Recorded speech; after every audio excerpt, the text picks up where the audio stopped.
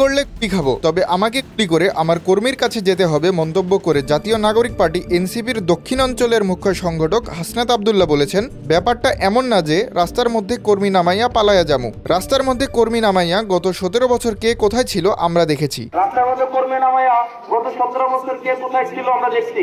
বরং গত 17 বছরে ফ্যাসিবাদ বিরোধী রাজনৈতিক দলের যারা রাস্তাঘাটে ছিল আমরা দেখি নাই। আমরা বিএনপির অনেক নেতা কর্মীকে দেখি নাই, দেখছি কিনা?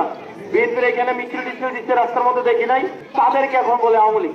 মঙ্গলবার দিনব্যাপী কুমিল্লার দেবিদ্বারের বিভিন্ন এলাকায় জাতীয় নাগরিক পার্টির পদযাত্রা ও গণযোগাযোগে এ কথা বলেন হাসনাত আব্দুল্লাহ। গণযোগাযোগে হাসনাত আব্দুল্লাহ বলেন, আমার কর্মীর উপরে যাইতে হবে। ব্যাপারটা এমন না যে রাস্তার মধ্যে কর্মী নামাইয়া গত 17 বছর কে কোথায় ছিল আমরা দেখছি। বরং গত 17 বছরে ফ্যাসিবাদ বিরোধী রাজনৈতিক দলের যারা রাস্তাঘাটে ছিল আমরা দেখি নাই। আমরা বিএনপির অনেক নেতা কর্মীকে দেখি নাই, দেখছি কিনা?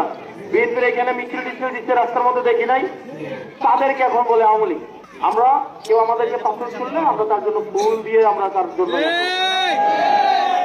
ফুল দেবো। আমরা তাকে কেউ আমাদেরকে গালি দিলে আমরা তাদের সালাম দেবো, কেউ আমরা গালি দিলে আমরা সালাম দেবো। বাকিটা আল্লাহ ভরসা। আপনারা কেউ নিজেদের মধ্যে কোনো বিভেদে যাবেন না।